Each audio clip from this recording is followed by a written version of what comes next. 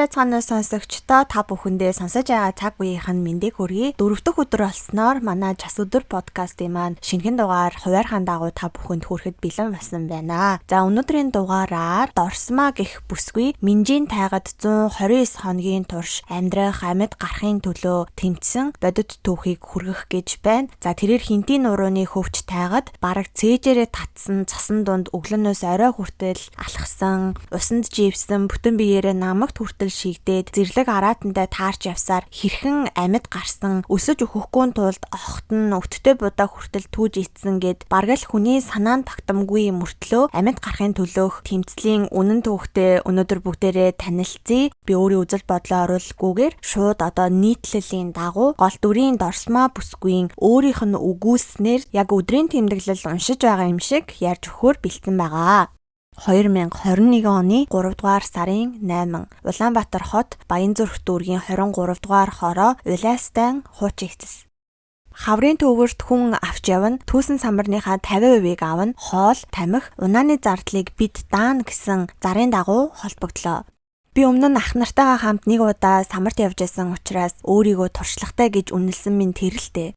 Уцаар залгаад сайн байна уу, зарын дагуу холбогдож, эмэгтэй хүн явж болох уу гэж асуухад өөдөөс болно. Сэлэнг аймгийн Мандал суманд хүрээдэр бид 3 дугаар сарын 13-нд хөдлөн шинжилгээний бичиг шаардлагагүй хулгайн замаар яваад ирнэ. Сард 5 сая, 2 сар яваад 10 сая төгрөг, үүнээс ч илүү мөнгөтэй ирэх боломж байгаа шүү. Түүхт явсан хүмүүс 5 дугаар сарын 17-нд бууж ирнэ гэж ярьсан утасны яриа яг үнэндээ миний шунлыг хөдлөсөн. Хөл хорой тогтоогоод амьдрал хэцүү, хоногийн хоолоо арай гэж болгож байсан болохоор 10 сая төгрөг гэдэг их мөнгө шиг санагдсан юм. Тухайн үедээ 8 сая төгрөгөөр нь машин авч унаад 2 охинтойгоо болгоод амьдрах юм байна. 2 сар л гүрийчгээд ирэх гэж сэтгэл шулуутсан. Өөрөөсөө гадна 2 найзыгаа уруу татаж хамтдаа яваад ирэхийг гуйж зөвшөөрүүлсэн. Гэрийнхэндээ хэлж 2 охиноо харж өгөхийг хүссэн. Игч нар маань ч гэсэн намайг амьдралын төлөө тэмцэж байгаа гэдгийг ойлгодог болохоор огт дургуцээгүй. 2 охиноо үлдээж байгаа учраас хоол, хүнс, түлээ, түлш, ахиухан нөөцөлж үлдээх хэрэгтэй болсон. Үнэндээ хүүхдүүдийнхаа өөрийнхөө төлөө явж байгаа болохоор би эргэлзэж байгаагүй. Яах бол гэсэн бодолч надад огт орж ирэлгүй. Явах бэлтгэлээ базааж эхэлсэн. Самранд хамт явах Уянга гэдэг найзтайгаа хамт Улайстайн хуучин эцэст байдаг Нандан гэдэг ламбаарданд эмэг бүгжнүүдээ бүгдийг нь тавиад бэлтгэлээ базаасан. Уянга бит хоёр яг л адилхан амьдралтай 2 хүүхэдтэй өрх толгойсон эмэгтэйчүүд. Тухайн үед бидэнд мөнгө олох, хүүхдүүдээ өлсөхгүй, хүн шиг амьдруулах юмсан гэсэн л бодол байсан. 2 охиноо оройжин эрхлүүлж, ээж нь 2 сар л яваад ирнэ. Миний 2 охин томоотой, мундаг, хамгийн гол нь эрүүл ээж байдаг юм шүү. Дүүгээ даруулваа гэж дахин захиад хувийн бэлтгэлээ базааж хажууханд байрлах халуун усанд орчход амарсан. 3 хоногийн хугацаанд хөдөө явна гэж хэрэндээ л завгүй бэлтгэсэн болохоор их ядарсан байснаа санаж байна. Гэхдээ самар түүж байгаа, самраа борлуулж байгаа, мөнгө тоолоод авч байгаа, гэртээ 2 охиндоо ирээд машины зах орж байгаа минь хүртэл нүдэнд харагдаад л байлаа. Бушуухан шиг л яваад мөнгөтэй болж ирэх төсөөлөл тэр шүн намайг бүр ч их яаруулсан. Уйланд очиж явбал мөнгөтэй болно гэсэн бодол намайг дийлж, эцэст нь 2 охинтойгоо цуг хөл дүүжлэх унаатай болж байгаагаа төсөөлсөөр би үүр цайлгсан юм.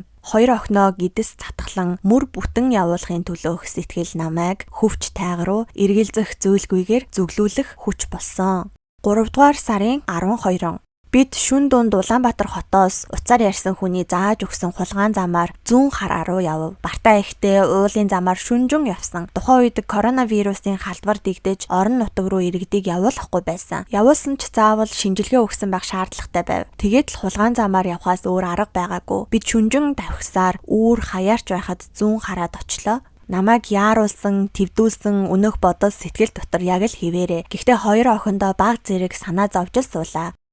3 дугаар сарын 13 эндээс л жинхэнэ амьдрал эхэлсэндээ хот хөдөөгөөс нийлсэн танихгүй 20 гаруй хүн 2 машины твшин дээр хуваагдаж суугаад 20 цагийн үед зүүн хараагаас уул руу хөдлөлөө. Өмнө хожид харж уулзаж байгаагүй хүмүүс уцаар ярьсан тэр болдоо гэж хүнд итгээд зүүн хараагаас уулын мухар руу хөдлөж байгаа нь. 2 найзтайгаа явж байгаа болохоор би ч сэтгэл өндөр түшиг хүнтэй гэж ботсон шиг сууж явлаа. Нөгөө хэд маань биентэйгээ танилцаж 5 хоногийн дараа л төвөр түүх газартаа очихно гэсэн итгэлт өрөн байсан. Биднээс гадна самар түүх өөр баррикадын олон машин уул руу явж байсан. Гэхдээ бүгд өөр өөрсдийн замаар явж хүрэх газраа очих ёстой. Эндээс эхлээд өдөр бүрээр нь ярихад жаахан хэцүү болж байна. Бидний 5 хоногийн дараа самар түүх газартаа очино гэсэн бодол минь замхарч 45 хоног цасан дунд тарчилсан тарчлалын эхлэл тавигдсан. Ширэнгэн ой гэдэг чинь ёстой ширэнгэл байдгийн байна лээ. Замаас л гарвал цасанд сууж машина өдөржин төрж арай хийж замдаа ордог. Дов, сондуул, модны бут сөг бүрт машин хий эргээд зогсчихдог юм байна. Машин араандаа хийгээд зүтгээд л байна. Гэвч нэг довны хонхор хэсгээс арай гэж түрээд гаргахаар дараагийн бартаа саад руу яваад орчихдог. Ир эм гэлтгүү машины хүлдүү дэвшийг мөрлөөд л зүтгэн. Бүгд дуу нийлүүлээд л 1 2 3 гэдэл хоолоо хүч нийлүүлэн түрдэг байсан да. Ёстой л сөмөр урагшилж ахиж байлаа. Машин түрж агаад халтарч хунгаралсан цасанд нүрээрээ шигдээд унчихна. Цээжээр татсан цасан дунд туучиж уйлууд мацах амар байгаагүй. Эхэндээ хотоос тээж гарсан бодвол 2 найзын минь илч намайг дааруулаагүй. Улам илүү тэмцэх итгэл өгч байлаа. Тэр олон хүний магнайд нь биш юмаа гэхэд эмэгтэйчүүдээсээ төрүүлээд л зам гаргахыг хичээсэн. Бас тэмцсэн. Хотод бол цас хайлмагтаж нарны илч ээсэн дулаахан өдрүүд өнгөрч байсан байхаа. Харин хөвч тайг хинтийн нуруунд цасан шуурга нүүр нудгүй шуурж хаврын салхи хавирга нэвт үлээж байсан. Өдөржин машин түрээд хамаг биений хөлс гараад хувцас нэвт хөлрөөд норчин. Дээр нөмсөж аваа гуталч усан гүзээ болтлоо нороод гаднаас нь цаснаалдаад даа харахгүй хүнд олчихдаг байсан. Хөдөлгөөн хийхгүй хэсэгхэн зогсоход л норсон хувцас гутал хөл жиндүүлээд хайрч дулаан гэр бүл халуун орд ир хүнжлөө мөрөөднө. Цас гэдэг зүйлийг хүүтнээс хүүтэн бүр тэсгийн аргагүй хүүтнийг мэдэрсэн өдөр хоногуд өнгөрч байлаа. Өдөржин цасанд суусан машинаа түрж гулдчихсаар бид орой болохоор отголдог. Машины твшин дээр бид игнээд л унтдаг байсан. Бүгд өдөржин машин түрээд ядарч явсан. Бас дээрээс нь хоолонд муутай явсан болохоор би биенийхээ илч дулааныг мэдэрч шамбааралдаад л өвлийн дунд цагаан цастай уулын билд унтана. Нүрээ хамраа ил гаргаж болохгүй. Жавар тачгансан салхинд даарах учраас бүгдээрээ хүнжөлдөө шигдэж дээгүүрээ брезентээр бүтээлгээд халуун амьсгалаараа осгох шахам чичирсэн биеэ дулаацуулдаг байв. Цас өдөржин шураад л байна. Өглөө босоход бидний дээрээс бараг 30-40 см цас дарчихсан байдаг. Өглөөж бос чадахгүй эрүү ам чичирч арай гэж хувцас өмсөд машинаа асаагаад л явна. Эхний 7 хоног амт шимттэй халуун хоол тасраагүй болохоор ирч хүчтэй шантраагүй. Ихэнхдээ л даваад гарна гэсэн бодол дийлж буцах бодолч төрөөгүй. Сүүлдээ бидний хүнс багасч 10 хүний дунд 500 г хүрэхгүй мах, гурил, будаа, ногооны ноором тогтоосон. Ууланд өдөржөө явж байгаа хүмүүст тэр жаахан хоол юу болох вүлээ дээ. Оросын хил рүү ойрхон явж байгаа учраас цас хүний төсөөснөөс ч их ундгийн байлээ. Цасан дудаан явхаар тамирдаж ядарна тэр хэрээр хоол идэх хэрэгтэй байлаа. Өнөө маргаашгүй очих газраа очино тэнд самар их ургасан байгаа гэсээр бид зүүн хараагаас гараад 30 хоног боллоо. Гэхдээ энэ хугацаанд хин хинэн амьдралын төлөө яваа учраас шалтгаан хилээгүй. Биднийг авч яваа болдоо мөнхөө гэж хүмүүсийн үгээр л байсан. Тэдний буу гэсэн газарт нь бууж, машин дээр суу гэсэн газарт нь суун. Нэг талаараа ирэх чөлөөгөө хасуулсан хоригдол мэд сэтгэгдэл төрнө. Бас машин ямар нэгэн дов жалгах зэрэгт суучаар биднийг авч явж байгаа хүмүүс түрээч өгснээ удаад байгаа юм бэ гэдэл харааж зүгтэг байсан. Зарим үедээ магтаж урам өгнө.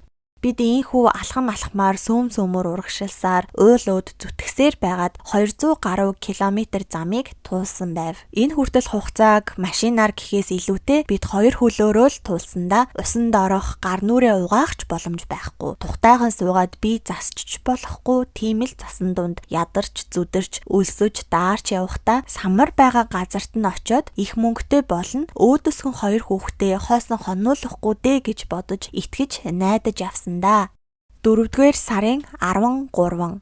Зүүн хараагаас гараад сар болсон учраас төвчээр тасрав. Би маш их ууралсан. Үнэндээ 2 охиндоо 9 минут очих, халуун дулаан гэрээ сансан. 30 хоног нойтон хүнжил нүүр амгүй цасанд даруулж хөлдөж өгөхээс ч наагур амь тэмцэж байлаа. Хөл, гар хайрагдах бол ердөө инүүхэнд. Хоол нь ч хомс болохоор өлсөж, үлмэн зэлмэн болохоор байнга шахуу, цухал, уур төрнө. Нэг л өдөр хамт явсан хүмүүстэй биднийг ахлаж явсан болдоод би эндээс цааш явж чадахгүй харьлаа гэж хэлээд 2 найзаагаа дагуулад уул уруудаад гүйчихсэн. Герман инүүхэнд л байгаа юм шиг санагдаж байлаа. Гэвч бидний араас мөнхөө ах гүйж ирээд ширэнгэн ойн дунд явж байгааг ойлго. Газар мэдэхгүй та нар энэ балар ойгоос амьд гарахгүй 2 хонохгүй хөлдөөд өгчих нь чон баавгаан хоол болон шүү дээ гэж хэлсэн. Ингэжэл миний амьдралын төлөө хүсэл хүний эрхэнд байх хэцүүхэн өдрүүдээр солигдсон юм да. Халуун дулаан гэрээсээ гарч цасны дундуур туужсаар би уулын мухарт төвчээр гаргаж очисон юм шүү дээ. Төвцсөн төвчээрээ үнгүүдүүлэхгүй 2 охиндоо амлсан амлалтаас ухрахгүй тулд надад мөнхөө ахыг дагаад машин руугаа явхаас өөр арга байгаагүй. 2 хөлөө урд хойно дуртай дургу тавилсаар мөнхөө ахын мөрөөр машин байгаа хэсэг рүү эргэж алхав. Дахиад л цээжээр татсан цас, машин түрэх, өлсөх, ядрах, хөлдөж өөхөх шахам өдрүүд рүү мөнхөө ахын маргааш очно гэсэн худлаа амлалт миний мөнгөний төлөөх хүсэл хүргэсэн. Хурууны өндөгнүүд хайрагдаж, бээлийн өмсөж чадахгүй, нүүр нүд цантаж, хаана яваагаа мэдхээ болж, ухаан балартаж, хөлтөө хөх болтлоо явах хэд хоног намайг угтсан. Гэхдээ өмнөх 30 өдрийг бодвол ирж яваа цаг байсан болохоор өдөр өдрөөр дулаарч байлаа. Хүмүүс тамиртаж, ухаан алдаж, уйлж, хашгирч, уулын өөд, уруу гүүхэн нэгсэж, төвчээр нь тасарсан үнэндээ. Зарим нь бие биентэйгээ хэрэлдэж, зарим нь гар зөрүүлж, уулын мухарт бачимдаж, бухимдлын дээд зэгтээ хүрцгээж байлаа. 4-р сарын 23. Ингэж явсаар 40 гаруй хоногийн дараа бид самар түүх газраа ирж отог барив. Бидний очисон газар Оросын хилээс 7 км-ийн зайтай байдгийн байлээ. Хаашаа л харна хушин ой самар. Зовж ирсэн учраас уйлах нь холгүй байлаа. Бушуухан шиг ажилдаа орж болдог ихний самартай нь буулгаж мөнгөтэй болох хэрэгтэй гэх бодол бидний хинхийнийх нь толгойд кодлогдчихсан. Хүмүүс яг л хонь барьсан чон шиг үүрээс үчийн бүрий хүртэл нохоо гахаа шиг ажиллах өдрүүд ингэж эхэллээ. Машин дээр гараад ачаа бараагаа хідэн тийшин шидээд авчирсан пүүгээ дэвсгэрээ модон дээр тавихыг нь тавиад гал түлж хатааж эхлэв. Болдооч би та хэдийн цайруулсан самрыг аваад явна. Буцаж ирэхдээ хүнсээ ахиухан шиг нөөцлөөд ирнэ. Хурдал дайраад л гээд байна. Төвхнөж аваад орчин тойрноо тайван гихчин ажиглаж хаана байгаагаа мэдмээр санагдав. Ширэнгэн ойн гүнээс нэгээ дуудсан хүмүүсийн чимээ цас шар хийн дугарсан дулаахан үдэш байлаа. Өглөө нь хар цай гамбэр идээд отгоосоо төвөрт гарав. Зүүн хараагаас самарт явах гэж байгаа юм чинь гэж өөрийгөө эрхлүүлж цайны газраас авч ицсэн нарийн махан хуурга сүйтэй цай нүдэнд харагдаад л байлаа. 2 охиндоо машинтаа ирнэ гэсэн үг цээжинд багтаж ядаад л байв. Самар дүүх газартаа очиод 11 цагийн үед 50 кг шуудагаар дүүрэн боргоцоо түүгээд буцаад отог руугаа явлаа. Цас зарим газартаа гэдэс цээжээр татчихсан болохоор том шуудаатай ачаа үрээд 2 км газар алхна гэдэг чанга юм байна лээ. 11 цагаас гараад 18 цагийн үед арайхийн отогтой очдог. Заримдаа уулын уруу өнхөрч унаад тухай шал болж шуудаагаа хожуул дураад боргоцоогоо асгадаг юм да. Ёстой уйлмар байд юм байлээ. Хүмүүсээс жаахан л удаан ажиллах юм бол төөрөх аюултай гэсэн үг. 2 хүн зөрөгч зайгүй шахам ширэнгэн төөрвөл араатны хоол болно гэдгээ мэдэж байсан учраас өөртөө байж болох бүхий л хүчээрээ эхний өдрийг дуусгав. Бидний хин самарт явж байсан туршлагагүй эмэгтэй хүмүүс гэхэд чамлахааргүй төвөр түүж ирээд оройн цайруулсандаа 40 гаруй хоног нойр хоол муутай явсан учраас ядарч хөл холгож мөр зулгарч хамаг бие янгина гэж ихтэйхэн баг зэргийн ханаад хурч би ар заагаад нэг л тавгүй байлаа. Гэхдээ самартай золгосон болохоор сэтгэл баг зэрэг тайвширчихсан байв. Тогооч ихчин хийсэн аяг хоолыг идчихэд би дунтгаар хэвтэв. Цасаар шуурч эхэлсэн. Модод шуугаад л цас нэвсийт л ороод хонсон байлээ. Өглөө нарай гэж майхныхаа хаалгаар толгоогоо цухуулгатал өчигдрийнхоос 10 орчим сантиметр нэмэгдсэн бололтой харагдсан. 4-р сарын 24.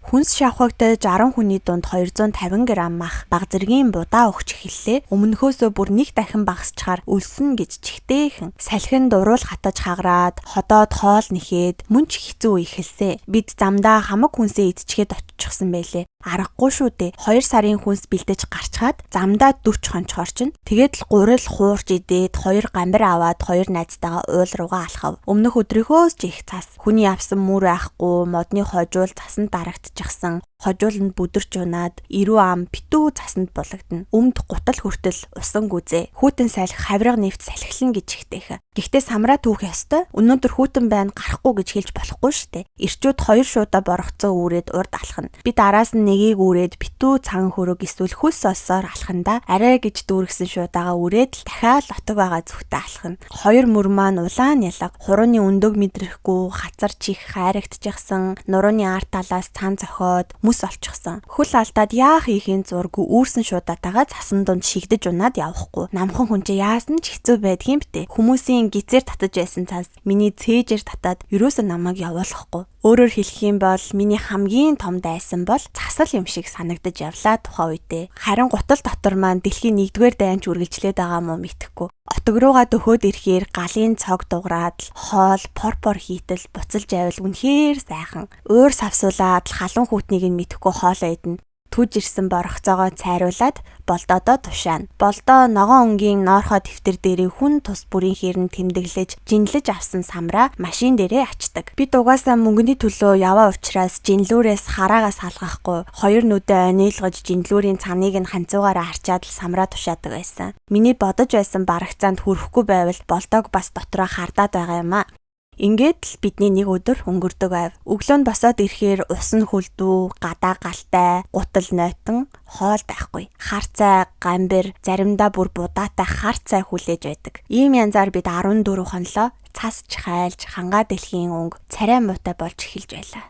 Бид шуурган дуруудсан хүмүүс шиг нэг ч өдөр амралгүй энэ өдөртөө золхов. Болдоогийн явах өдөр байсан юм. Машин дөрвөн самар ачаад болдоо, жолоож хамт явсан Заяа гэдэг найз маань зүүн хараагийн зүг хөдлөлөө. Бид тэднийг явхад ердөө ганцхан өдрийн хоол хийх материалтай үлдсэн. Болдоо хэлэхдээ та хэд самраа түгээд байж агаарэ. Би хүнсээ аваад хамгийн дээд тал нь 14 хоноод л хүрээд ирнэ гэж хэлсэн болохоор уянга бид хоёр 500 мянган төгрөгийн самар болдоод өгөөд улаастын эцэст байрлах Нандин ламбарданд тавьсан бидний эмэг бүгжийг олон сараар нь сунгачгаарай гэд утасны дугаараа бичиж өгөөд явуулав. Үлдснийг нь хүүхдүүдэд минь өгөөрэй гэд аминчлан дахин загсандаа. Үүнээс гадна миний төрсөн өдөр тухайн үед удахгүй болох гэжсэн учраас би цаасан дээр торт, ойр зургийн чихэр бичээн захиж хүчээд л явуулсан. Тэнд байсан бусад хүмүүс маань ч яг адилхан хэрэгтэй зүйлээ болдоод загсан. Явхад нь араас нь бүнжгэнтэл дагаж гүгээд машиныг нь замд оруулж өгсөн. Цас ихтэй хэсгээрээ хэцүү, баг хэсгээрээ гайгүй. Уруудаад явчих болохоор явж байгаа хіддээ тийм ч их санаа зовоогүй.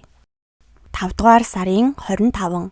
Энэ өдөр хоёр эгч гэрийнхэн маань намайг хайж эхэлсэн байжээ. Би чинь хөдөө ажиллаар явхаараа байн гуцаар ярьж хэлдэг байхгүй юу? 2 сар яваад ирнэ гэсэн дүүн үхсэн амьд нь мэддэхгүй болохоор хайлгүй яхав те. Тэр үед болдоо Улаанбаатар хот руу орж ирж исэн юм байна лээ. Тэгээд уянга бит хоёрын эмэг бүгжийг сунгахаар бичиж өгсөн утасны дугаар руу холбогдсон гэсэн. Харин тэр ламбарданд суудаг эмэгтэй манай холын хамаатан байсан юм. Болдог залхахаар нь ажлын цаг дуусаад гэртээ ирчихсэн байна. Та өглөө 9 цагт над руу залгаарай гэж хэлээд салгасан гэсэн. Тэгээд тэр ламбардны эмэгтэй эгч рүү маань холбогдож дүүгийн чинь эмэг бүгжийг сунгахаар самарт хамт явсан хүн нь залглаа гэд болдогийн утасны дугаарыг өгсөн гэсэн. Игч маань болдоороо залгаж асуухад тэр хэд сайн байгаа. Би самраа тушаахаар уулнаас бууж ирээд байна. 6 дугаар сарын 1-нд онгоцоор хүнс хөргөж өгнө гэж хэлсэн юм байна лээ. Ингэж л миний сургийг дуулсан игч маань эрлийн ажиллагаагаа зогсоосон гэсэн. Гэтэл болдоо маргааш нь утсаа аваагүй бидний эмэг бүгжийг ч сунгаагүй. Харин энэ үед ганцхан килограмм гурилтай ууланд үлдсэн бид болдоог нүдээ ширхтэл хүлээж суулаа. Хинтийн нуруу минжийн алаг битүү тайгаад зуны ихэн сар гарлаа. Цас хайлмагтаж, шар ус эн тэндгүй хоржигнож, судаггүй жалгаар урсна. Модны мөчөр өнгөө засаж, цасан доороос яргуу нүдэлж, өдөр уртсаж эхлэв. Мөн наран эвэр газрын ингэр бэлэр хөвд өвсөн доороос нялх ногоо цухууж, ирж яваа цаг дэлгэр сайхан зам болох гэж буйг илтгэн. Бид модны мөчөр сагалгар модоор отог хийж 10 арваараа хуваагдаж буйраа сэлгэлээ. Гэтэл шин герт маань үе үехэн тусаал тусаж хүмүүс галын захад гутал аймсаа хатааж нөгөө хэсэг нь гал дээр гурил хуурч байгаа жаахан гурилаараа гамбир хайрч байлаа. Хуурсан гурил, шаргалтсан гамбир, халуун харцай, ядарч зүдэрсэн бидэнд хамгийн амттай хоол хүч чадал болж байлаа. Болдоо яваад 20 гаруй хонсон ч ямар ч сураггүй. Хизээ мүдгүй л машины дуу сонсогдоод хүрээд ирэх юм шиг явсан замыг ширтэж уртаас урт санаа алдна. Хувь заяатайгаа эвлэрнэ гихчээр бид нэг л мэдхэд уулын гүндээ хэдийн дасан зогцоод амьдарч байлаа. Гэхдээ гэртээ харих мөрөөдөл сэтгэл дотор минь өдрийн бодол шүнийн зүуд болж байсан юм.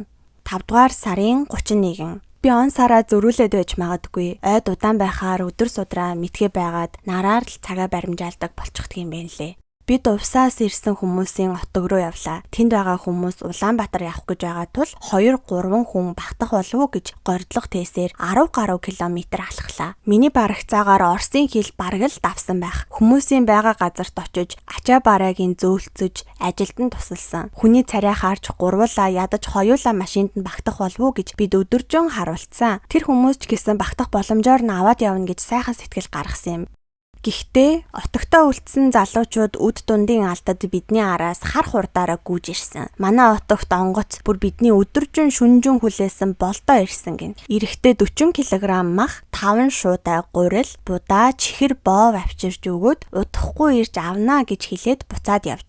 14 хоногийн дараа бүх хүнээ буулгана гэж хэлүүлсэн болдоогийн үг. Маргааш биднийг гэртээ хүргэх юм шиг санагдаад бид отог руугаа бүгдээрээ буцчихсан. Тайгын дундуур гүйсээр агаад отогтой ирлээ. Замдаа бүр бүдэрч унаад нүрээ шалбалж орхилоо. Нэрэл бидний туйлын хүсэл болсон хүнс хүн хоёр ирсэн байна. Итгэж чаддаггүй юм бэлээ. Өөрийгөө чимхэж үзээд л найзтайгаа чангаас чанга тэврэлдээд ойгоор нэг хашгирав. Махтай хоол идэн гэж ботхоос ч үл итгэж арааны шүлс асгарч байлаа. Ингээд эхний өдөр махаар зодсон шүлтэй хоол хийж идэв. Аяганд мах байгааг харах төдийд л гар салганаж, уруул чимжигнэж хөлс асгарч байлаа. Гэдэс татгалан гадаад улаахан улаар дүүрэн борхцоо байгаа гэж бодох төдийд л сэтгэл дүүрсэн. Харин хоёр хүүхдэд маань өгөөрэй гэсэн мөнгийг болдоо өгсөн үү? Хүүхдүүд маань ямар байгаа гэдгийг асууж чадаагүй болдоог явуулчихсандаа сэтгэл баг зэрэг хөндөр оргиж байсан. Цээжний гүнд хоёр хүүхдээ их санаж, санаа алдаж, нулимс цээлэгнэж байсан юм.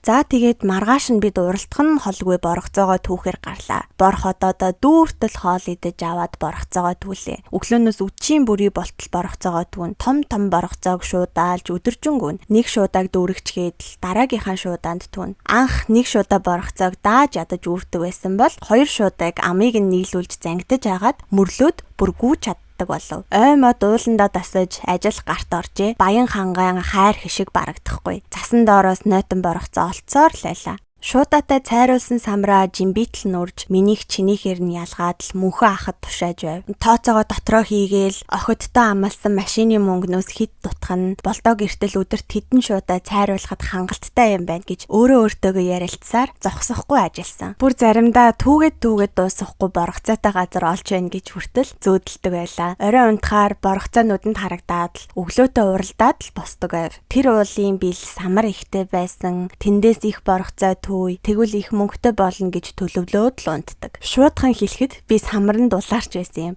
Бид нийгмээс бүрэн тусгаарлагдаж байлаа. Монгол улсад ковид юу болж байгаа, ар гэрийнх нь эсэн мэнд байгаа болов уу гэж санаа зовж хий дэмийл орон дотроо хөрвөөдөг байв. Унтахдаа, өдөр хамт явахдаа бие биедээ хүүхэд наснаасаа эхлээд туулж өнгөрүүлсэн бүхий л амьдрал өөрт тохиолдож байсан сонирхолтой зүйлээ ярьдаг. Бүр бидний дунд бие биендээ дурлаж, хайрлах явдалч гарч байлаа. Заримдаа нэг л индианууд шиг эсвэл дэлхийн хаан ч юм хинээч мэдэхгүй газар уулын мухарт хаягдаж үлдсэн мэт сэтгэгдэл төрнө. Тэнд ойн хууль үйлчлэн хин сэргэлэн сүхэтэй байна. Тэр хүн л гидс цатгалан мөр бүтэн явна. Бас их самар төөж түүнийгээ цайруулад тушааж чадна. Ингиж болдоог ирээд буцснаас хойш 10 гаруй хоног хоолтой ажлаа эрч хүчтэй хийж амьдралынхаа төлөө зүтгэсэн. 6 дугаар сарын 15 химжээтэй юм дуустдаг хойно бидний хүнс дахиад л дууслаа. Болдоогийн 90 гээд явсан өдөр боллоо. Байдаггүй. Онгоцны дуу сонсож 40 гаруй хоногийн өмнө төрж өгөө замд нь оруулсан Урал машины дуу дуулдах нь гэж горцоор бидний хин нь суугаад өгөв. Өвөл ирэхэд Минжийн хангайн ам бүрт төвхөнсөн байсан самарчдын отог эзгүүрч ойд биднээс өөр хинч үлдээгүй мэт. Нойр хоолгүй төвсөн бидний 200 гаруй сая төгрөгний самар ууланда хатаж хоцорхон тэр. Үнэндээ хөвч тайгаад мөнгө байгаад ч хэрэггүй байдгийн билээ. Мөнгөтэй болно ч гэж ботхоо байсан. Хүмүүсийн харц шал ондоолж, ааш нь өөрчлөгдөж, үг сөргөл хэрүүл болдог боллоо. Хүмүүсийн төвчээр эцэстээ тулаад тасарч байгаа бололтой. Аргагүй шүү дээ. Гэрээсээ 3 дугаар сарын 13-нд гараад 5 дугаар сар хүрээд ирнэ гэсэн хүмүүс чинь хоолгүй, мөнгө ч үгүй, уулын мухарт 6 дугаар сар болчихсон байхад ингэж сууж байхаар чинь. Ятгсаар байгаад дагуулж ирсэн найзаасаа санаа зовж, дур мэдэн чаддаг юм шиг ирсэн өөртөө гомдож эргээд ирнэ гэж хэлсэн болдог үзэн ядаж байсан юм. Мөнхөн ах гэдэг хүн болдоогийн хүргэн нь болдог байхгүйд биднийг хариуцж байгаа хүн юм л да. Тал бүрээс нь мөнхөн ахаас болдоо хизээ ирэх юм бэ, хизээ явах юм бэ гэдэг асуулт асууж бараг түүнийг барьж итгэх нь холгүй байлаа. Бид ажилдаа ч гарахаа байлаа. Үлмэн зэлмэн өдөр хоногийг өнгөрөөж хөвч тайгаад хий дэмийл моддыг ширтэж суuna. Байгаль дэлхийн өнгөө засаж хачин гоё үзэсгэлэнтэй байсан юм. Харин энэ тэндгүү мундуулсан модод ирэмдэг болчихсон мэт санагдаж сэтгэл эмзэглүүлнэ. Моддыг харсан ч өнгөрсөн өдөр хоногуудыг бодсон ч дахиж хизээч самарт явмааргүй санагдаж байв. Би хэдийгээр мун бариад хуш модны амийг таслаагүй унсан борогцоог түүж байсан ч хүүс тэмтрэгдэж буй ойг харахаас ч нүд халтаран байлаа. Дахиж л ийшээ зөвлөхгүй юм шүү. Хүмүүсийг зүглүүлэхгүй байх юмсан гэдэг бодол төрж хий дэмийл ирүүгээ тулаад санаа алдаж суудаг болов. Хуурсан гурил цайндаа хийж идээд жаахан өлөө дарна. Их хэдвэл маргааш нь идэх гурилжгүй болох учраас ийм норомтой. Хөвч тайгаад 100 бүрэн утгаараа болдоггүй юм байна лээ. Зузаан мөс нь хайлж өгөхгүй өглөө оройдоо хүүтэн гэж ихтэйхэн. 6 дугаар сарын 20 хүлийн чимээ хүн ханиах мод шар хийж дуурах сонсогдов. Бид бүгд мөчрөөр хийсэн гэр гэрээсээ авчирсан гудас хүнжлөөсөө цав хүсэрч босоод отгийнхоо гадаа цугларлаа. Хий юм сонсож харсан байх вэ гэсэн шиг би рүүгээ зөөлхөн гихчин харж зогсно. Араас 30 гаруй насны өндөр туранхай үүргэвч үүрсэн залуу гарч ирээд та хэд энд байсан юм уу? Давгүй бидтэй гэж хэлв. Болдоо биднийг авчруулахаар энэ залууг ураал машинтайгаа явуулжээ. Тэр залуу бидэн дээр ирэхийн тулд ганцаараа 7 хоног алхажээ. Бидэнд өгнө гэд баахан чихэр цүнхлээд ирсэн байна. Бид яг л өлсөж үхэх гэж байгаа юм шиг тэр залууг юу авчирсныг нь доош суун суудлан дагуулж харсан. Хил амаа долоохон долоож ходоод хоржигнож байсан юм. Хүч тамиргүй өөрөөс нь харцаа салгаж чадахгүй байгаа бидэнд хандаж өнөөх залуу. 80 км-ийн цаана ураал машин байгаа. Тэнд хүнс хангалттай би шаварт суугаад наашаачгүй цаашаач үгүй болсон. Ураал машин руу очиж хоол хүнс авчирхаас өөр сонголт байхгүй гэж хэлв. Ямар ч гэсэн хотоос хоол явуулсан юм байна. Гэхдээ өлсөөд алхагч тэнхэлгүй болсон бидэнд 80 км гэдэг маш хол сонсогдож байлаа. Гэсэн ч бид машин байгаа зүгт алхахаар шийдэж буухаар боллоо. Өөрсөддөө хэрэгтэй гэсэн хүнжил дэвсгэр майхан тоогоо шангаа аваад хөдлөхөд бэлэн болов. Хамгийн сүүлчийн шанаг хүрэхгүй гурлаа хуураад өөрсдийнхээ аяганд хувааж хийгээд уул уруудаад алхлаа. Хаварчин түүж, туйлдаж, ядарч, өлсөж явахдаа түүсэн самраа бид отогтой орхисон. Бас аминдаа л хин нэг нь ирээд аваад явна гэж бодоод битүүлээд боогод орхисон. Гэхдээ хинэн ч тэр самарт харамсаагүй. Бид отгоосоо гараад 2-3 км алхаж байсан байх. Нэг залуугийн маань бие муудаж, ухаан алдаж унлаа. Амнаас нь цагаан хөөс сахраад, тамирдаад, сэрэхгүй хэсэг болов. Энд тэндгүү сандралдаж өнөөх залууг сэргээх гэж бид байдгаараа үтсэн. Залуучууд маань хулган агнаад жахан бор шүл хийж өглөө. Шүлнөөсөө уулгаж тамир тэнхээ оруулаад хөвтүүлсэн. Тэр залууд цааш явах тэнхэл байгаагүй. Ингээд бид зохион байгуулалтанд шилжиж 5 залуу маань машин руу явж хоол хүнс авчирхаар явхаар болов. Тэд мөнхөн ахаа та эмэгтэйчүүдээ үлдсэн хүмүүсээ хараад байж вэ. Бид яваад хүнс аваад ирнэ гэв. Ингээд л бид өтгөн хар цай хандалж уугаад хүнсэнд явсан 5 залууга хүлээхээс өөр сонголтгүй үлдсэн. Биднийг ийн зогсож байхад хөвсгөлөөс явж байгаа гих 3 морьтой залуу ирлээ. Биеийн муудаж биднийг сандрахсан манай залууг морин дээрээ үүрч дүүрээд 15 км-ийн газарт хүргэж өгөв. 7 хоногийн турш ходоод руугаа хар цайнаас өөр юм давуулсангүй. Давуулах ч хүнс байхгүй болсон. Хүнсэнд явсан 5 залуу маань 7 хоноход бидэн дээр эргэж ирсэнгүй. Арга ядаад мөнхөн ах нэг залуу хамт тэдний араас дахиад явхаар болов. Мөнхөн ах явахдаа бид хоёр машин дээрээ очиод хүнс явуулна. Ах нь цаашаа хот орж онцгой байдалд мэдэгдээ. Өөр арга үлдсэнгүү. Онцгойд мэдэгдэж онгоцоор ирж авна гэд отгоос хөдөллөө. Бид өлсөндөө дууч гарахаа байлаа. Байсан жаахан гурлаа ухаан алдаж унсан залуудаа өгөөд дуусгав. 5 салаа гişүүг нь түүж авчраад хандалж ууж байв. 6 дугаар сарын 22 ухаан алдаж унсан залуугийн биеч тэнхэрлээ. Уулын мухард хий дэмий хүлээж суухаар өөрсдийгөө хүчлэхгүйгээр тайван алхаж газар хороохоор ярилцлаа. Өглөө эрт хөдлөх байсан учраас байгаа жаахан ханд тогоо шангаа хувааж ачаагаа тэнцүүлв. Гэтэл бид тэндээс хөдлөөд явж байтал аадар бороо цутгаж цааш явах аргагүй болов. таарсан газартаа утга барьж гэгээ орохыг хүлээхээс өөр аргагүй болсон юм. Өлсөж, тамирдаж, үхэх гэж байгаа хүмүүс хин төрүүлж явсан нь хоолндоо хүрэх байсан. Хүн үхэхгүй тулд мөлхөөд ч хамаагүй хоолндоо хүрэхийг л боддгийм байна лээ. Маргааш өглөө нь үүр хаяарч байхад бид цааш явсан. Явсаар байгаад нэг мэтгэд зээл 131 машины жолооч 58 настай ах зүүн хараагийн нэг эмэгтэй уянга бид дөрөв ард нь хоцорч үлдсэн байв. Хөвч тайг гэдэг чинь энд тэнд явж байна гэж харах боломжгүй. Хөөе хаая гэсэн дуугаараа л нэгнийгээ бараадаж явдаг. Нөгөө хүмүүсийг урд явж байгаа гэж бодоод хашгираад байсан чинь нэг мэтгэд л чимээ өгөөгүй хэсэг болчихсон байв. Араас нь алхаж байна гэж бодоод л алхаад байсан. Хамт явж байсан жолооч ах явах замаа мэдчихсэн учраас эхэндээ санаа зовлгүй алхаад л байлаа. Өдөржин алхаад оройхон нэг голын эрэхт ирсэн. Хамт явсан хүмүүсийн чимээ бараанч байдаггүй. Голын эрэхт ирэхэд гол гарах зам, эрэг дагаж уруудсан 2 зам байсан. Энэ 2 салаа замын хаагуур нь явах вэ гэж хэсэг эргэлзэж байгаад бид дөрөв голын эрэг дагуухыг нь сонгоод уруудаж алхсан. Сүүлд сонсохны тэд бидний урд явж байгаад гол гатлаад цаашаа явчихсан юм байна лээ. Ингээд бид дөрөв хамт явсан хүмүүсээсээ бүр мөсөн төөрөв.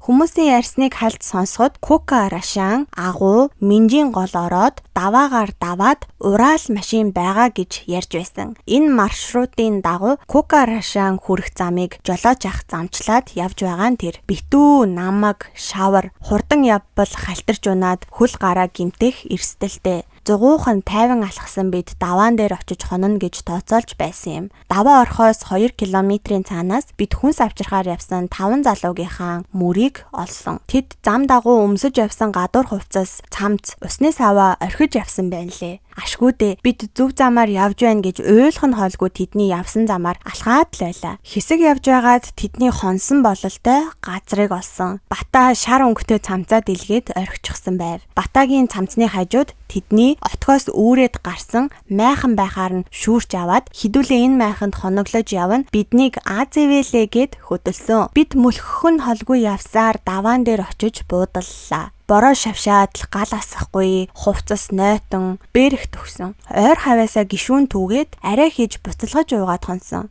Бидний идэх хоол ердөөл гишүүн гих ургамал байсан. Буцалгаж уугаад түүхийгээр нь зажилж өлөө дарж явсан. 7 дугаар сарын 5. Өглөө эрт гишүүн буцалгаж уугаад ачаага үрээд цааш алхлаа. Хоолгүй, нойтон газар унтсан бидэнд нэг нэгэнтэйгээ юм ярихч тэнхэл байсангүй. Гутал гэж усан гүзээ болчихсон болохоор даахгүй шахамж эрт хөдөлсөн. Ширэнгэн ойд бид дахиж төөрөхгүй тулд нэг нэгнийхээ явсан замаар алхаж байнга дуу гаргаж явах шаардлагатай байлаа. Гэтэл даваа уруудаад явж байтал жолооч ах маань халтарч унаад хөлөө эвгүй болгочихов. Хөгшин хүн турж ицээд хэцүү болдог юм байна лээ. Ёолоод л алхахад хүртэл хэцүү болж бид таяг болгочхоор мод олж өглөө. Алхаж явсаар үд өнгөрч байхад бид дахиад нэг овоон дээр очисон юм. Овоо руу алхаж явтал баруун хойхон самарчдын отог харагдсан. Дөрвүүлээ чанга дуугаар тэнд отог байна. Хідүүлээ аврагдлаа. Очоод Орсын хилийн наанаас явж байна. Олон хоног хоол идээгүй гэд бүх тайлбараа хэлээд гурил гууж авъя гэж ярилцаад хар хурдаараа отог байгаа зүгт алхсан. Тамирцсан, ядарсан гэдгээ бүр ор тас мартаад бид гүүхэн холгүй отогт ирлээ. Харамсалтай нь 2 хэсэг газарт отог байгаа хэрнээ нэг ч хүн байхгүй байлаа.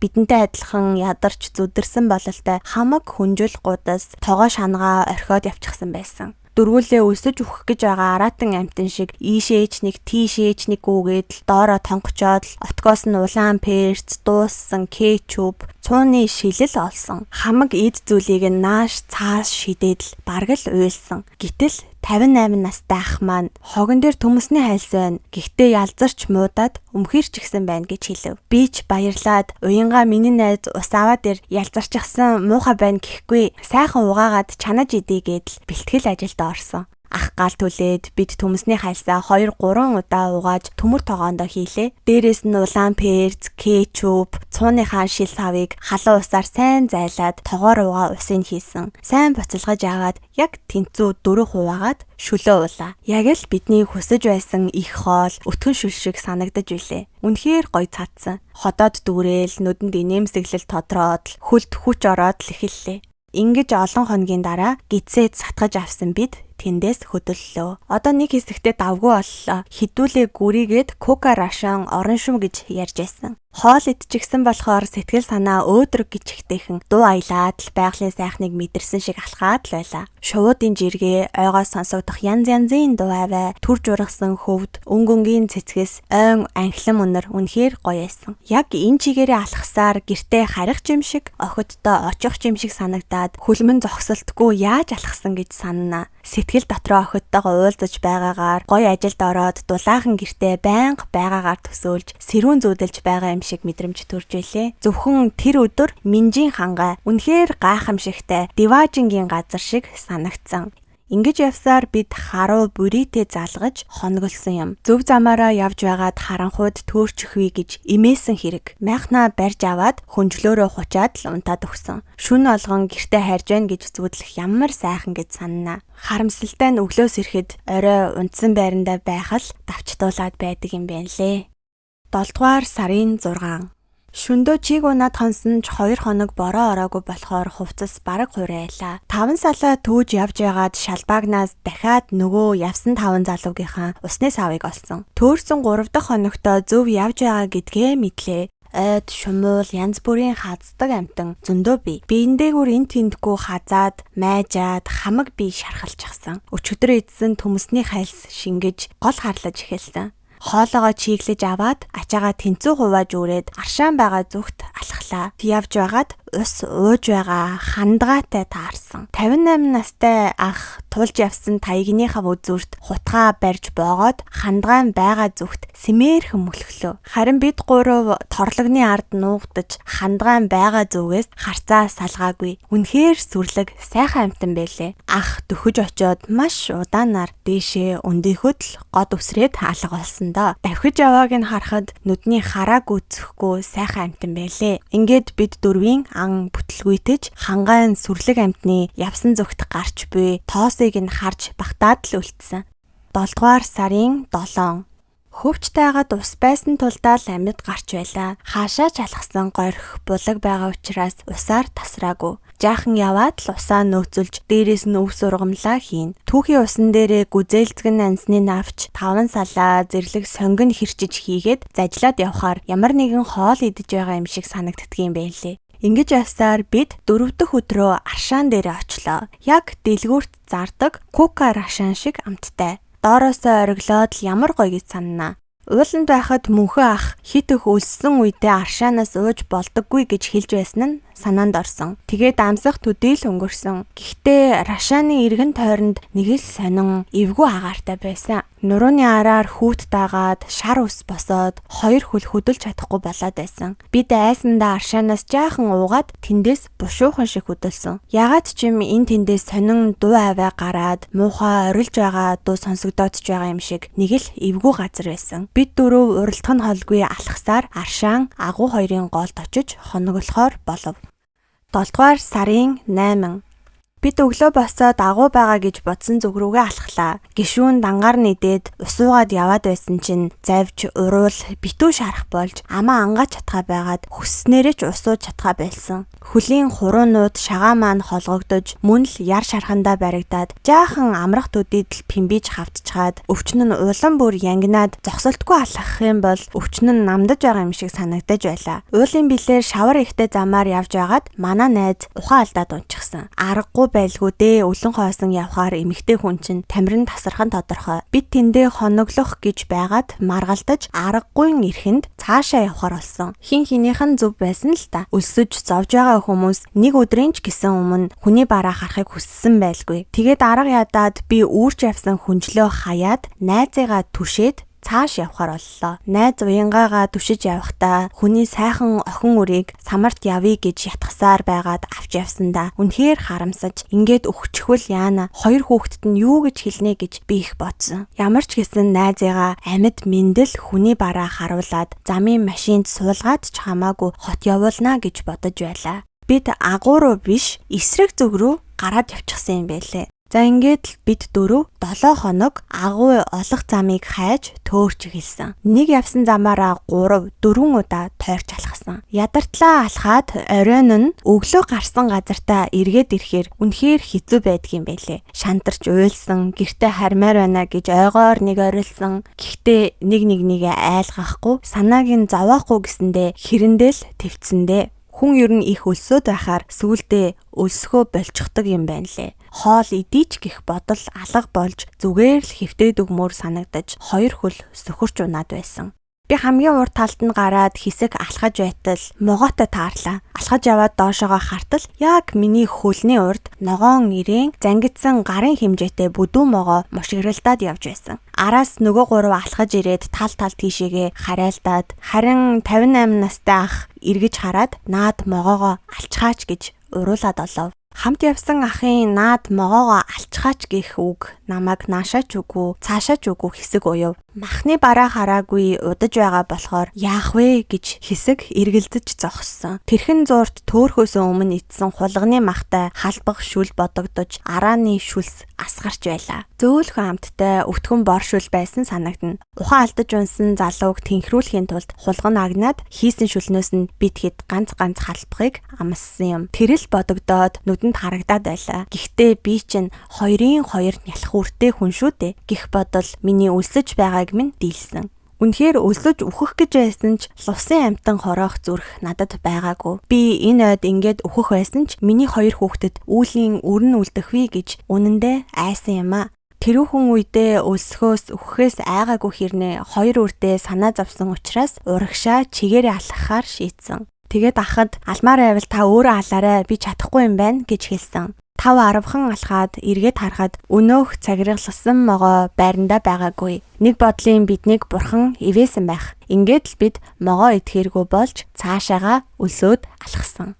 7 дугаар сарын 16 бид явсан газраараа 3-4 удаа эргэлтэхэд баавгай болон чоны мөртөө олон удаа таарсан. Яг л бидний явсан мөрний араас араатай амтан дагсан байлээ. Агуу байгаа газрыг олох гэж бид тамираа тасартал яваад эцэст нь арай гэж олов. Уулын билээр уруудаж явж байхад өндөр хаттай уул харагдаж урд үзүүртэн дөнгөж агууны үзүүр цухаж байгаа харагдсан. Зам дагаад алхаж байсан бид агуу байгаа зүг рүү чигээр алхав. Өвөл агуугаар ороход замын хүмүүс боов, борцог, будаа, сүү өргсөн байсан нь нүдэнд харагдаж гүүхээр нэг явсан. Очихын даваан дээр хүл сүхэрч унаад хаттай хэсэг рүү авирч чадаагүй. Цуг явсан отгоог очиод юу байгааг нь харцгаад эргээд явууллаа. Отгоо маань төд удалгүй гар хоосон, хөгцөрсөн, хатсан борцогч алга гэсээр ирсэн.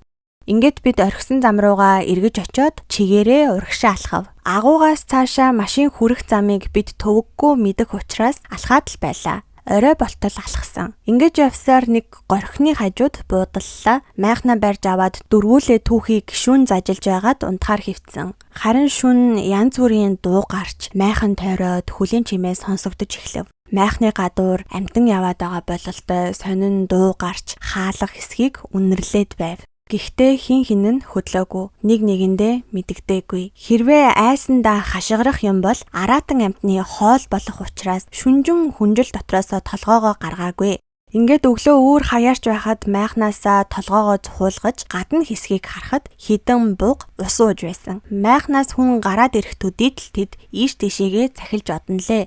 Бидний байрлсан тэр хэсгийн горхиноос амьтад усуудаг юм шиг байна лээ. Ширэнгэн ойн дунд горхи урсаж цөөрөн болсон хэсэг газар таарна. Яг л үлгэрт гардаг ойн цорхоо тэр хэсэгт байсан. Зэрлэг сонгон, таван салаа ахиухан түүж авахаар явж байхад баавгайн бамбрууштай таарсан. Бид модны ар талаар нуугдаж бамбруушийг хол явахыг хүлээсэн юм. Хөөхөн жижигхэн амтан удаанаар алхаад ойн гүн рүү ороод явчихсан. Ер нь бол араас нь хөөж туухгүй л бол араатан амтан яах чдгүй юм бэлээ. Бид нуугдаад л өнгөрсөн. Савандаа ус хийгээд зогсож байтал дээгүүр саарл өнгийн онгоц нислээ. Гол дээр байсан учраас хамгийн тод хувцаараа даллаж онгоц дуудсан. Гэтэл бидний дээгүүр эргэлдэж гэрлээ анивчуулаад уул тойроод нисээд алга болчихсон. Нөгөө гуравтаа хөдөлгөөнд оролцохдоо ямар нэгэн дохио өгөхийн тулд гэрлээ анивчуулдаг үсттэй. Дээгүүр ниссэн онгоц биднийг харчих шиг боллоо гэж хэлээд тэндээ нэг хоног хүлээсэн. Баярлаж, догдолсон, хүн хүрээд ирэхэд яаж ийм сексийсэн хүн харахын аргагүй царайтай байж ахавдэ гэсэндээ нүрээ угаагаад үсээ гараараа самналаа. Халтарч гисэн хувцаа янзалж өмсөөд онгоц өдөржин хүлээсэн. Даанч эргэж ирээгүй. 7 дугаар сарын 17. Хүлээсэн онгоц маань ирэхгүй болохоор нь маргааш өглөө нь бид хөдлөхөр болов. 24 цаг ирээгүй юм чинь биднийг хайж явсан онгоц биш юм байна гэж бодсон. Тэнгэр лүү харан чимээ чагнасаар бид урагшаа алхаад 500 м хүрэхгүй газар хандгаан сэхтэй таарав. Ивэр яс туйрайн үлдээд үлдсэнийг нь юу ч үгүй идчихсэн байна лээ. Эргүүлж тойруулж хэсэг харж зогсоод идэх юм юу ч үлдээгүй байхаар нь бид тэндээс хөдлөхөр олсон. Ядаж толгоонч гэсэн үлдсэн бол хэд хоногийн хоолтой болохгүй юу? Тэгээд модон дунд орж ирэхэд мойл жимс дөнгөж ногоорч байгаатай таарсан. Аманда атга атгаар нь хийгээл идэж явтал ам цангаал амьсгалахад хэцүү болж эхэлсэн. Түүхий жимс ихээр нийдээд гидэс хямардгийн байна лээ. Үлэн гидэс базлаад хүүтэн хөлс гараад уруул чимчигнээд гар хөл бадаараад ухаан алдаж унахад хизээ мүдгүүл бэлэн байлаа бид дөрөв. Дээшээ хараад мод налаад хэсэг хэвтэв. Болтог явсны дараа мөнхөн ах гөрөөс агнсан юм. Янзаг бололтой жижигхэн амтан байсан. Тэрний махнаас бид жаахан гитсэн. Маш гоё амттай байсан. Үлдөөд унахад айл эрт идсэн гөрөөсний махыг дахиад идэж байна гэж төсөөлөгдөөд аманд амтагтаад байлаа. Тэр газар хэсэг хөвтөж биеэ тэнхрүүлж нар жаахан буулгасан санагдана. Өдрийн хурц наранд үлэн ходоодтай алхах чинь үнэхээр хэцүү юм байна лээ. Би ер нь хизээний өлсөж чаддаггүй хүн. Энэ хэд хоногт төвчээр зааж үлэн явж үзлээ. Сөхөрч унсангүй. Ойд ясаа тавихгүй гэж мөн чих зүтгэсэндээ. 7 дугаар сарын 18. Жим хайж яваад бид хэсэг газарт дахиад төрсөн. Уулын бил рүү заагаад тэнд хэсэг зам байх шиг байна. Тийшээ очиж замд оръё гэж ярьлаа.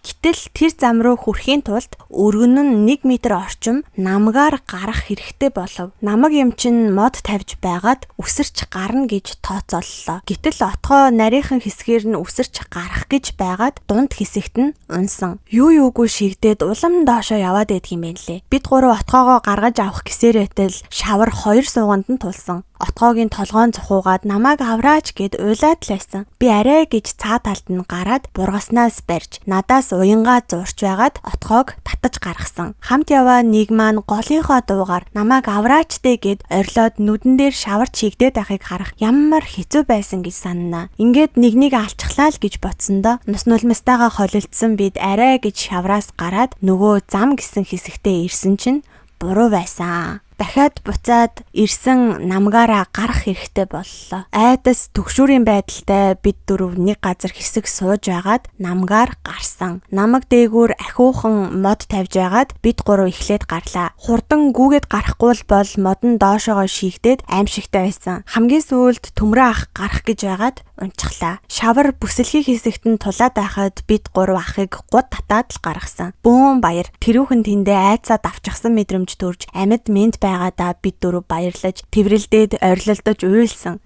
Төөрсөн сүүлийн хэд хоногт ингэжл үхэл амьдралын заагаар явсандаа намайг чигдэж өөх нь холгүй байсан бид дахиад гол гатлахаар болов. Өвөл ирэхэд хөлдөө байсан болохоор буцахдаа бид гол гатлан чинээ төсөөлөөгүй. 2 уулын дундуур налхаад л байвал гэртээ харна гэж ботсноос ийм их эрсдэл үүрч өөх нь холгүй явна гэж зүтлээгүй. Хамт явсан отгоо уянгаа 2 өндөр болохоор төрүүлээд гол гарчихсан. Уул нь бол тийм ч өргөн гол биш хэрнээ ширүүн урсгалтай гүнзгий байсан. Миний цээж хэсгээр татаж байсан санагдана. Би араас нь гарч яваад хүл алдчихсан. Ус залгаад л толгоо маань шоволзоод л нохоо самардаад л голын ирэг дээрх бургасны үзүүрээс зулгааж байгаад амьд үлдлээ. Ингээд л үхдэг юм байна гэж бодогддог юм байна лээ. 2 найз маань голын эрэг дагаж гүүгээд намайг арай гэж гаргаж авсан. Гол намайг гатлахад намхан хүмүүс үнэхээр хэцүү юм байлээ. Ерөөсөө л үхэл хүлээж байгаа гэсэн үг. Төмрөө ах бид 2 гол гатлах гэж үүлээ үзэж үхэл амьдралын заагаас буцаж ирсэн. Ингээд бид тэндээсээ холгүйхэн хонголсон. Хилэн дээрээ гишүүнч тавьсангүй. Усал усаар агаад унтлаа. Маргааш өглөө нь биднийг Минжийн гол гэж маш өргөн гүнзгий гол хүлээж байгаа нь сэтгэл түгшээж хизээж гэртээ эргэж очихгүй юм шиг мэдрэмж төрүүлж байсан. Нарийнхан голд живсэн надад Минжийн голоор гарах зүрх зориг өглөө хүртэл байгаагүй. 7 дугаар сарын 19 Минжийн голыг гатлахаар алхлаа. Гол гаталчих бол ердөө 2 хоногийн дараа л машин байгаа хэсэгт очино гэсэн тооцоотой байлаа. Уул уруудаад гараад ирэхэд мэлтэлцсэн их ус. Үер ихтэй шаагж байлаа. Миний зүрх хүчтэй зохилж маш их сандарсан. 2 найз маань намайг голдоо хийгээд суугатаад гарахаар болов. Айж бэргэж зүхтаж байгаад гол гатлахаас өөр аргагүй байдалд хүрлээ. Нөгөө хоёрынхоо голтон зогсоод гараас нь татаад зуураад нүдэн анаад голын ирэг рүү орлоодоо толгоо эргэж дотор харанхуйлж хүл хөрөхгүй болж эхлэв. Тав алхаал мэлтэлцсэн их ус цээжин дээр тулаад ирсэн. Би айсандаа буцъя гэж орилоод эргээд ирэг рүү гарчихв. Тэндээ хэсэг зогсож байгаад би үнэхээр чадахгүй юм байна. Энэ гол хаан дуусна. Тэрнийхэн төгсгөл хүртэл би алхах нь. Ийшээ орхол юм бол өгөхөл сонголт байгаа юм байна гэж нөгөө хидтэй хэлээд эрэг дагуу алхлаа. Нөгөө 3 маань ч гэсэн гол гарч чадалгүй миний араас алхсан. Живэд өгчихвэл дорсмаа гэж хүн энэ хорвоод байхгүй болно гэд бодсон чинь 2 өрийнхээ жижигхэн гар ангир цээжийг нь твэрж үнэрлэж чадахгүй явчихна гэдэг ямар их харуулсал гэж санана. Энэ тухай бодох төдийдл цээжин дээр хар чулуу дараад голын ус улам их болж байгаа юм шиг санагдсан. Бид эрэг дагуу өдөржин алхаж үд өнгөрч байхад голын тэхий дунд мод унаж хүмүүс гүүр хийсэн бололтой газарт ирсэн. Модон гүүрний 2 талд 2 алхмын зай бий. Тэр хэсгээр найтаахан гарчихвал Минжийн голыг гаталчихлаа гэсэн үг. Намхан надад тэрүүгээр үсэрч хараагаад гарна гэдэг бол үнэхээр хэцүү. Усанд хүл алдаад, модонд нүрээ зохиод өгөх нь холгүй байж л Минжийн голыг гаталлаа. Төмрөө ахч гэсэн арай гэж гол гаталсан. Айдгаа ардаа хийчихсэн болохоор үхээд сэхэж байгаа юм шиг л бид дөрөвт санагдсан. Болдог бол өнхрөөд явчихмаар санагдаж билээ. Усан думбаад гарсан бидний хувцас нойтон оройн сэрүүн орж даарж эхэллээ. Дээрээс нь майхан хүнжил маань нойтон. 7 дугаар сарын 20 Уулаар 10 гаруй хоног алхаж ирээд тэндээс мөөг оллоо. Хортой эсхийг нь мэдэх арга алга. Бүндгөр цагаан мөөг л байсан. Галаа түлж тогоогоо тавиад 3 ширхэг мөөгөө гараараа хувааж хуурав. Галын цог час хийж дуграад тогоон дотор хоол шаржигнаад түлэгдэж байгаа юм шиг мэдрэмж төрлөө. Яг л 2 дугаар хоол хийж байгаа юм шиг мэдрэмж төрж шүсээ залгаад хоолой болохыг хүлээв. Гэхдээ сэтгэл дотор хортой мөөг байвал яана гэх айдас бий. Тэгэд бид дөрөв ярилцаж байгаад нэг нэгээрээ итгэхэр болов. Хоолой яг тэнцүү 4 хувааж аяглаад отгоо хамгийн түрүүнд нь идэхэр боллоо. Отгоогийн араас 5 минутын зайтай идэхгүй бол хортой мөөг байвал бүгдээрээ зэрэг үхэн гэж бодсон юм л да. Ингээд отгоогийн дараа уянгаа тэгээд би хамгийн сүүлд нь төмрөө ах мөөгөө идсэн. Хамгийн гоё нь хиндэн ч сөрөг нөлөө үзүүлээгүй. Ингэжэл ууланд 2 дахь удаага их хоол идчихсэн юм шиг мэдрэмж авч хооллож илээ. Ингээд 3 мөөгнөөс хүч тамир авсан бид дөрөв өдөржингөө алхсан юм. 7 дугаар сарын 21 Энэ өдөр хар уснаас өөр зүйл хилэн дээрээ тавиагүй. 2 алхаад л 5 минут амарч мод түшиж хөвцсөн. Хүл урагшаа алхахаа байцдаг юм байна лээ. Ямар ч тэнхэлгүй болсон. Өдөржин хөвтөө босоо 2-ын голд тарчилсан. Сүүлдээ бүх хүч дууссан юм шиг санагдаж юмч дуурхаа болов. Хоорондоо юу ч ярихгүй бүтэн өдрийг арай гэж барсан да. 7 дугаар сарын 22 алхаад л байлаа. Эцэс төгсгөлгүй хөвч тайгаас хизээж гарахгүй юм шиг мэдрэмж төрж хаашаач харсан ширэнгэн ой. Хашгираад нөгөө 3-аас минь хинч миний дууг сонсож чадахгүй үнэхээр аимшигтай. Биднийг наашаа авч ирсэн хүмүүст гомдож, гол зурж, цээж давчтаад урагшаа алхлаа. Хинтээж юу ч ярьсангүй. Цөмөөрөө алхаад л байлаа. Нэг нэгээрээ цуурч явсаар нэлийн хол тасарч үлдэв. Төмрөө ах бараг бид 3-аас 4-5 км-ийн зайтай үлдчихсэн. Араас бидний явсан жимээр алхаад ирэх байх гэж бодоод хөөй хаай гэж дуудсангүй.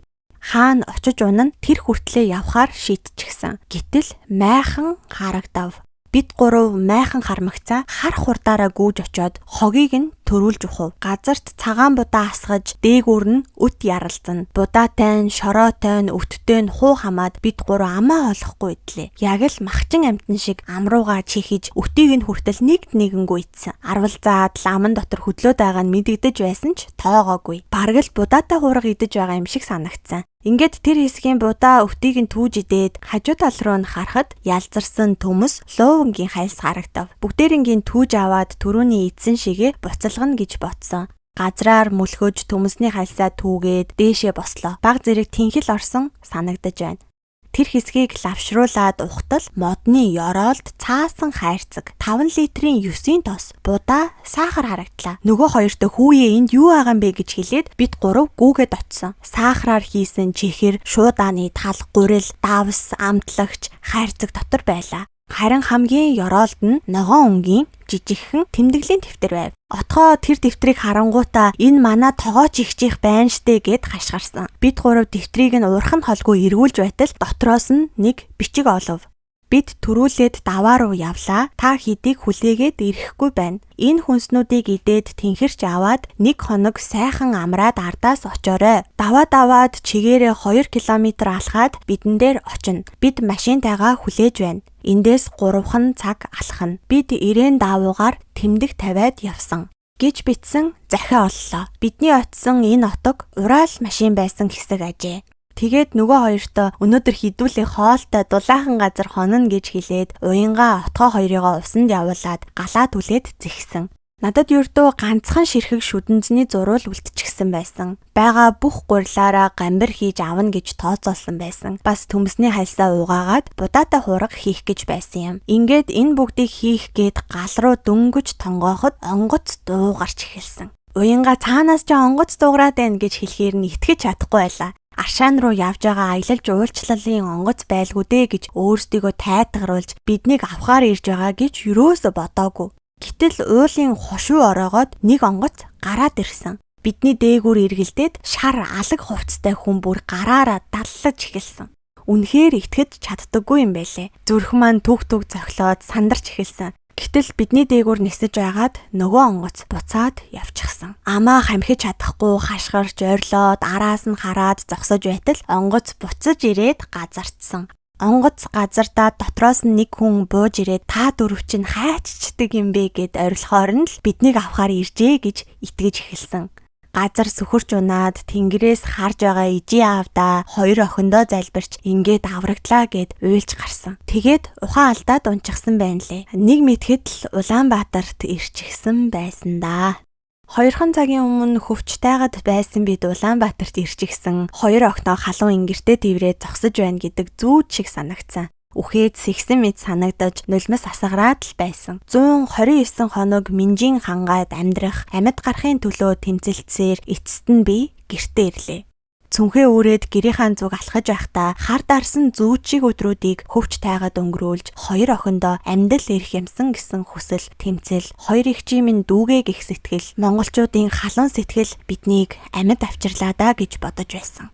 Хүн гэдэг амьтан хөвч тайгыг тайга биш болгож байгааг би нүдэрээ харсан. Хүмүүс амьдрахын төлөө хуш модыг халцартал, сэг болтол, шархалтал нь мундаж, ой мод амиа таслуулж, ан амьтад нь үргэж, Минжин хангай сүрч байгааг харах мэдрэмж үнэхээр хэцүү байсан. Дахиж би самарт явахгүй. Хөвчийн хангай хүр хорхоогоор дүүрч, хүний хүлд дарагдаж, хог новшинд баригдаж байна. Намайг 2 үртэй минь хамт дулаахан гэртээ 9 минут уулзах хувь тавиланхаа харилсан бүх хүнд баярлаа. Мөнгө олохоор яваад мөнгө ч үгүй. Надтай адилхан амьдрахаар зүтгэж байгаа халуун сэтгэлтэй монголчуудынхаа талхны мөнгнөөс хумслаад л ирлээ. Гэрээсээ гарахдаа 70 гаруй килограмм байсан би 23 килограмм турж эцжээ. Ядарсан, айсан, зүдэрсэн, өөхөх юм шиг мэдрэмжтэй өдрүүд ард хоцорч та бүхний халуун сэтгэлээр нэгнэ гэсэн хайраартай өнөөдөр би энэ бүхнийг яриад сууж байна. Улаанбаатар хот, Баянзүрх дүүрэг, Улаастайн хуучин эцэс, Монгол Улсын иргэн Д. Дорсмаа 2021 оны 10 дугаар сарын 1. За ингээд та бүхэндээ Дорсмаа бүсгүйн амьдралын хамгийн хүнд өдрүүдийн түүхийг хуваалцлаа. Дорсмаа болон Уянгаа нарын ар гэрийнхэн онцгой байдлын ерөнхий газарт хандаж сургуу болсон тэдний гэрэн хайж өгөөч гэсэн боловч тодорхой төлбөртөөгөр онгоц хөдөлдөг гэсэн шалтгаантай байсан учраас тэднийг эрен хаах ажиллагаа бол түр саатаж байсан. Гэвч энэ мэдээлэл олон нийтэд тарснаар Монгол Улсын иргэд маань өөрсдөө санаачилгаар ердөө 2 хоногийн дотор 10 гаруй сая төгрөгийн хандвийг босгож аврах зардлыг гэдгийг нь бүрдүүлсэн юм байна лээ. Энэ түүх хэн нэгэнд хэрэг болох бах, сэрэмжлүүлэг болох бах гэж бодсон. Мөн энэ нийгэмд амьдрахын тулд та бидний төсөөлж чадахгүй хүнд даваад хүнд ажил хийгээд явж байгаа маш олон хүмүүс байдаг юм байна гэсэн ойлголтыг өнөөдрийн дугаараар өгж чадсан баха. Та бүхэн маань өөрсдийн санал сэтгэгдлээ комент хэсэгт бичиж үлдээхээ битгий мартаарай. Тэгээд дугаар нь таалагдсан бол лайк болон subscribe тавьчаа дараад сувгтаа нэгдээрэй. Ингээд бүгдээрээ дараагийн дугаараар уулзъя. Түр баяртай.